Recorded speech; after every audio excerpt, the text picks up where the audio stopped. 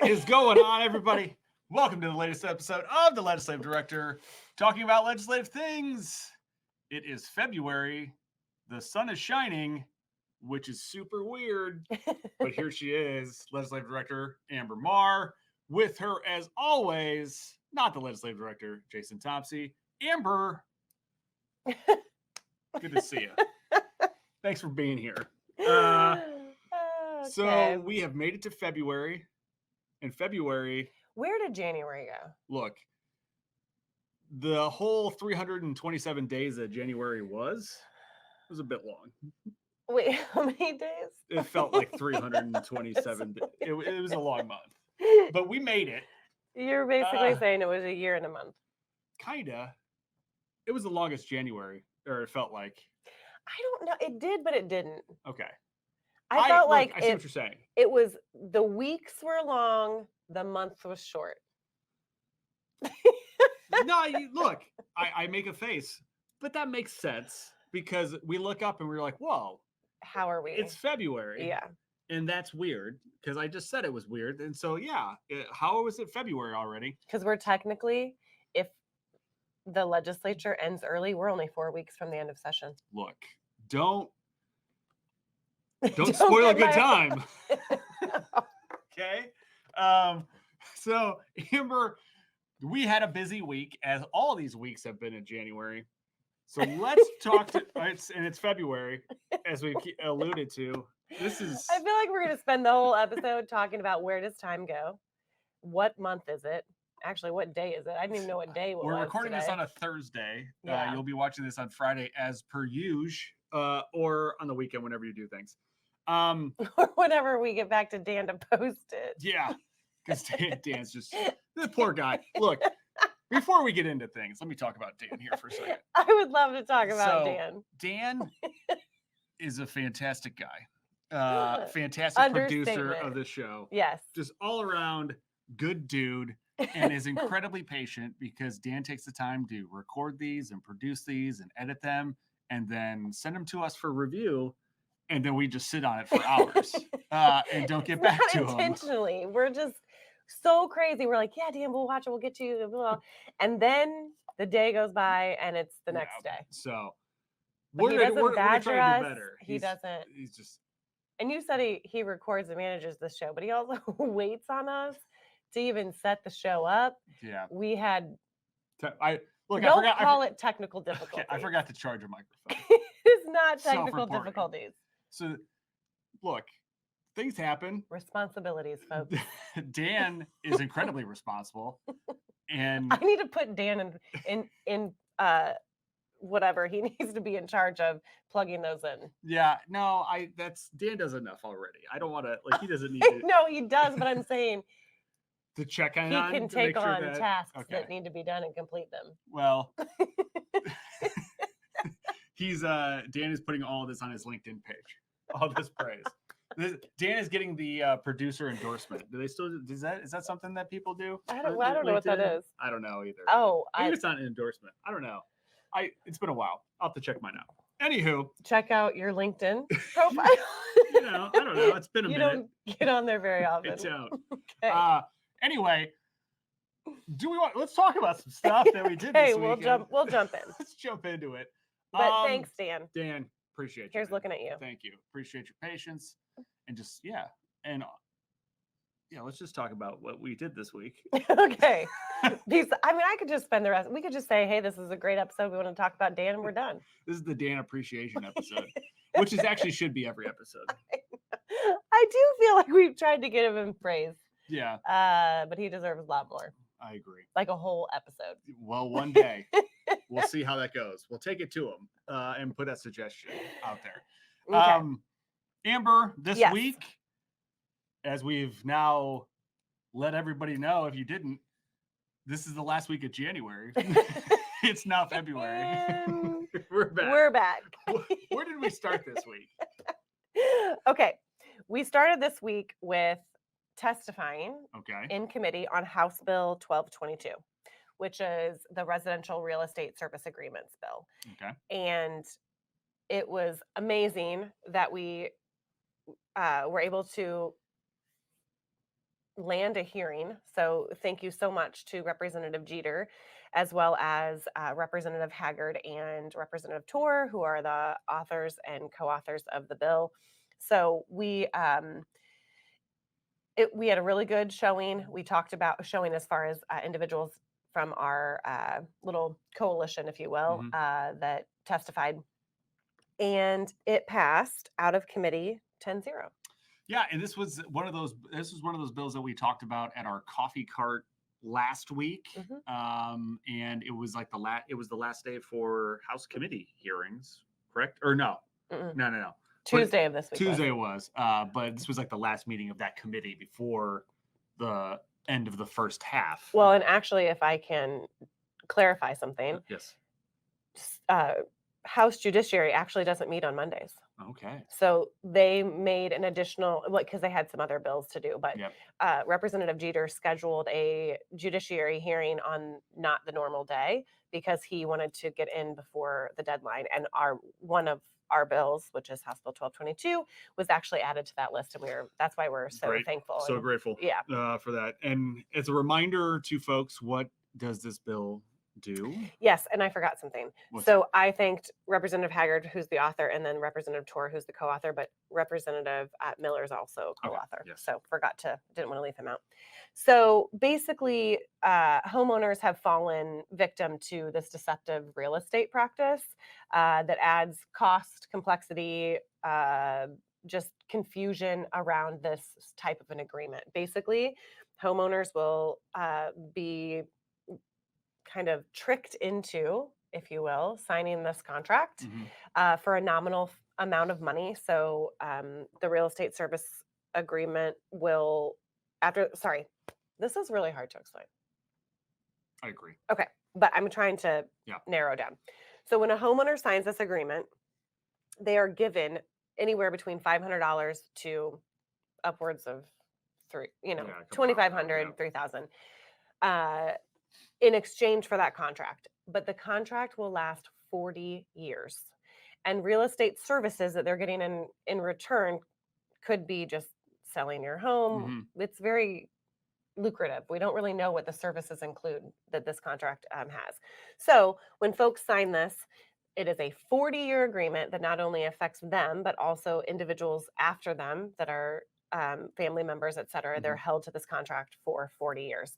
And it can cost a lot of money as far as if family members don't know that they're in this contract. So if they hire another real estate agent and they sell their home not under this contract, they can be sued, they can owe a ton of money, all of this stuff. And what can happen is when they sign this contract, it actually is recorded by the recorder, and it could place a lien against the house, kind of cloud the title. We don't. There's just a lot of things around this that causes very bad things. Some problems. Yeah. Well, it's good that it was heard in committee and that it was passed out of committee and it's moving forward. Yes. So this bill is just trying to remove this barrier or this practice from happening in Indiana. Awesome. Cool. Good work. And again, it passed 10-0. We're moving right along, and it's on third readings today in the House. Love it. Okay. What's next? Okay. Senate Bill 10, which is the Community Cares Initiative Grant Pilot Program. It's on the screen. That's why I know. I was thinking in my head, how do you have that memorized? Yeah. Yes. The Community Cares Initiative Grant Pilot Program, as we talked about in one of our previous episodes, that one went through the Senate Health and Provider Services Committee. It passed out. It was great, but it had to be recommitted to appropriations. Okay. I'm still kind of a little unsure why it had to do that, but just because it's a fund and it's a grant pilot program fund, and so I guess it just had to be reviewed. But it was heard today. It got on the calendar for appropriations. Super grateful for that. And there were a few minor amendments, just kind of fixing some of the language. There was a wrong code site that needed to actually reference the mobile integrated healthcare code site, and just a little bit of cleanup. But it passed out of appropriations today, 10-0. Awesome. And so now that's moving on back to the Senate. Oh yeah, it'll go back to the Senate. Did I look to see if, because that just happened today. Yeah, so happened. sorry, I'm telling you, we're all over the place.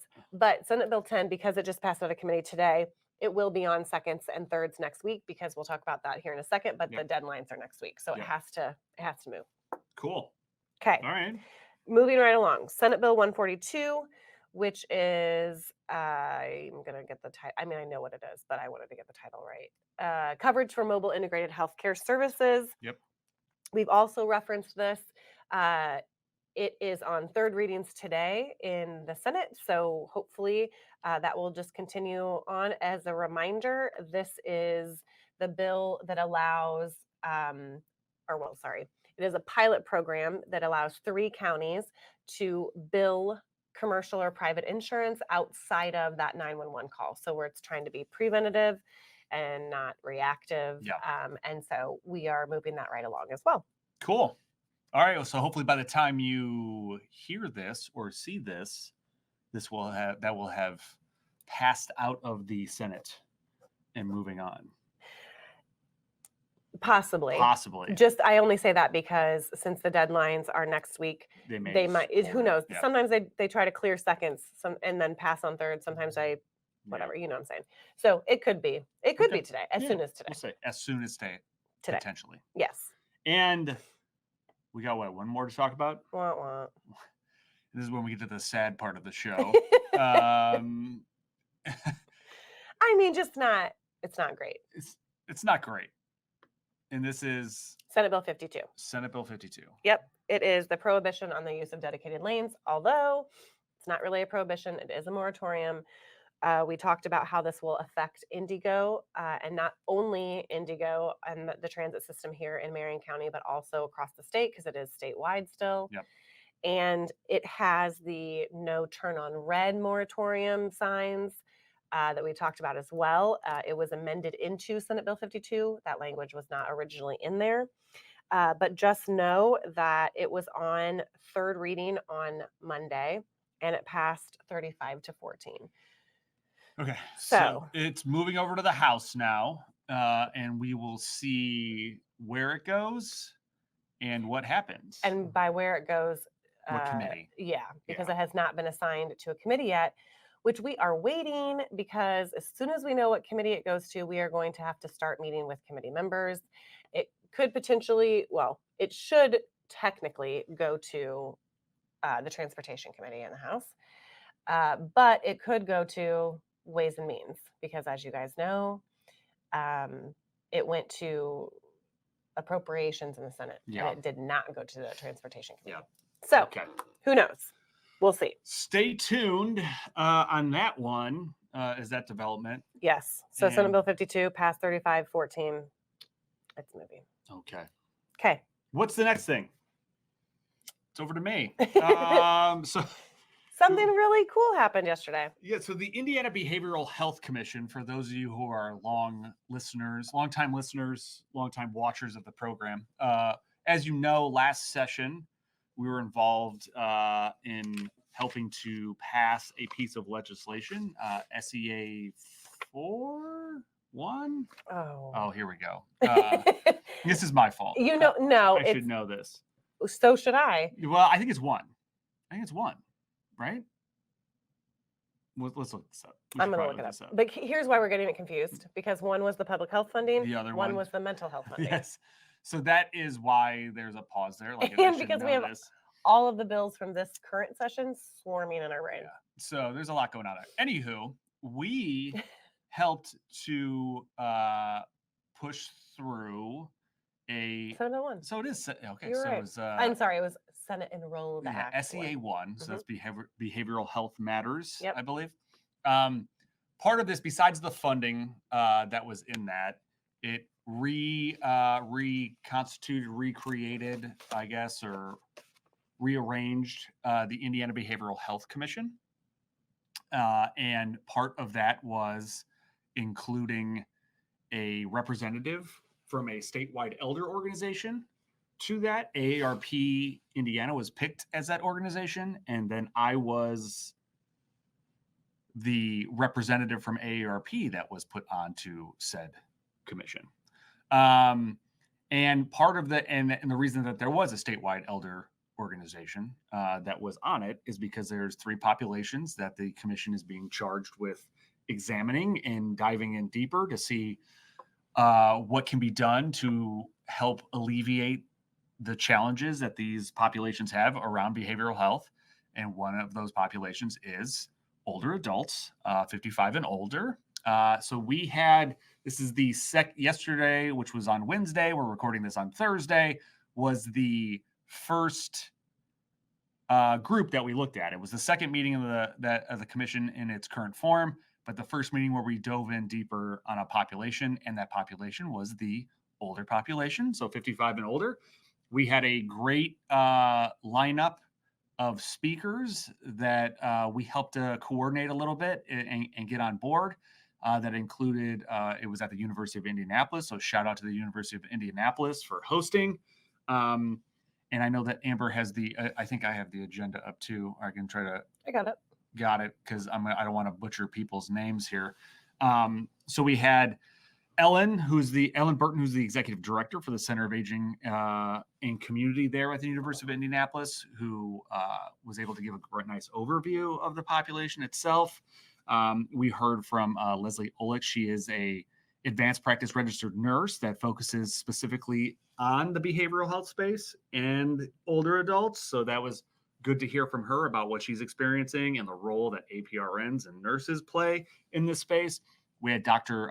Elizabeth Hathaway, who is a geriatric psychiatrist with Franciscan Health up in the Crawfordsville area, who focuses in where she works. She focuses on like dementia, but she's got a good experience from when she did her coming up, I guess you could say, in Indianapolis as well, and had a lot of great information there. We heard from Tony Murray, who's the president of the Professional Firefighters Union, to talk about mobile integrated health, which you have heard a lot about on this show, and that we've been working on this session. We heard from Kristen Lais, who's the CEO of the AAAs, so the Area Agencies on Aging, that association. And then we heard from our friends at FSSA, Kate Hager, who is the Older Persons Initiative. And then we also heard from Gina Woodward. She's the Director of Behavioral Health Workforce for the state of Indiana. It was a robust lineup. It was a robust agenda, a robust lineup for 3 hours of the time that we had for this first meeting. And it flew by. It did fly by. Everybody was able to kind of get their, speak. And there were some questions that were asked. Members of the public were offered the opportunity to speak. All in all, it was, well, first, look, we could have gone a lot longer to talk about this, way absolutely. in depth. But all in all, I think the commission got a good snapshot of what the older population is dealing with from an AARP perspective. What is the main goal, though? I don't think you've talked about that. Yeah, so the commission's goal is to present a report at the end of the year. I believe October is when it's due to be given to the Indiana General Assembly for suggestions. So policy recommendations on how to improve behavioral health for the populations that it's focusing in on, which is older adults, 55 and older, children, and developmental disability population. So those are the 3 populations that's focusing in on, and just what are the recommendations that the state of Indiana can do to improve these populations in this space. So that's the goal. And there'll be several more meetings. Each kind of population is going to have their own meeting or a couple of meetings. And we're going to put together a report and make some policy recommendations. I will say that for, Indiana, AARP Indiana's perspective, it is something that weaves into a lot of the issues that we care about. I already mentioned mobile integrated health, which is something we work on, the APRN and scope and removing that contractual agreement to allow them to practice to the full extent of their training, which is something we've talked a lot about on this, aging in place, caregiving, social isolation. There was talk about housing. There was talk about transportation. There was talk about age-friendly communities. It's just all these things that AARP Indiana that we work on, that we care about, is also in this space. So it was really nice to see that we're kind of we're where we should be when we're talking about this issue, because it really impacts a lot of the work that we're doing. So there was a lot of, like I said, there was a lot of things. A lot of the caregiving stuff I think kind of really hit, because that's something that we may not always focus in on, is the folks that are caring for a loved one that is dealing with some of these issues. I wouldn't say that we don't always focus in on it, but it's not necessarily highlighted at the top of other areas, because I know it's something that we're always trying to bring to the forefront. Are always bringing that to the forefront. But other folks don't necessarily think about necessarily the caregiver. So all in all, great meeting, good lineup. Shout out to the whole commission, Jay, the chair of the commission, and Kate, who I already mentioned, but who also helped to kind of gather that agenda for us as well.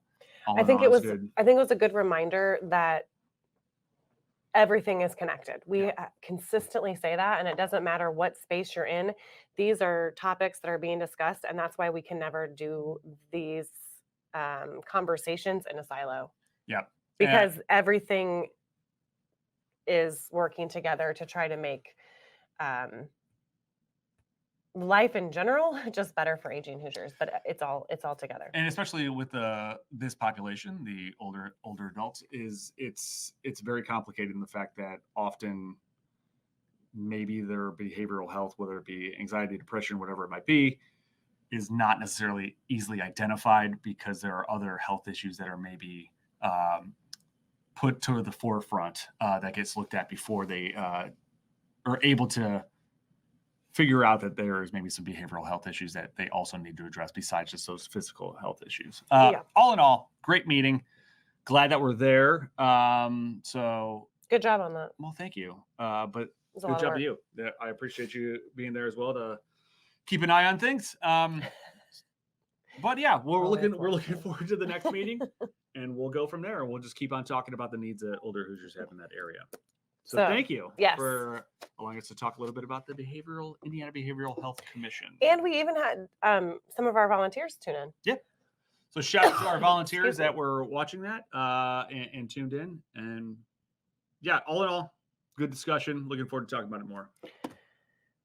Well, what do we want to wrap up here? Yeah, we can wrap this up by saying next week, I guess not just next week, but also today, since we're recording on a Thursday, the deadline dates, again, as a reminder of where we are in session, today is the Senate second reading deadline. Why do I have... No, it's the House. Is it the House? I think now it's the I'm House. just going to confuse everybody. Yeah. Let's hit reset. Okay. The Senate deadlines, Monday is second reading, and Tuesday is third reading deadline. So for the House, today is second reading on a Thursday. Monday is third reading, and then Tuesday they'll come into session and probably adjourn. But they're going to take a mini little break. So the rest of the week, next week, probably Wednesday afternoon, Thursday and Friday, everyone will go back to their districts, and we will start fresh with all of the House bills being heard in the Senate and going through that same process, and all of the Senate bills going to the House and going through the exact same process again. So that will be what is the date on? Was it the 5th or something? So no, the 12th. Everyone will come back on the 12th. Yes, Monday is the 5th, but I'm saying like their little mini break will be Wednesday afternoon on the 7th, 8th, and 9th, and then they'll all come back on the 12th, and we'll hit it hard for the second half. Back at it. Yeah. Awesome. Okay. Good work. You too. High five. Up top. There we go. Okay. Thank you to all of you. Amber, thank you. Dan, thank you. Listeners, watchers, everybody out there, thank you. And we will come back at it next week as we wrap up the first half of this session of the Indiana General Assembly. So until next time, I'm the Legislative Director talking about legislative things. We'll see you then.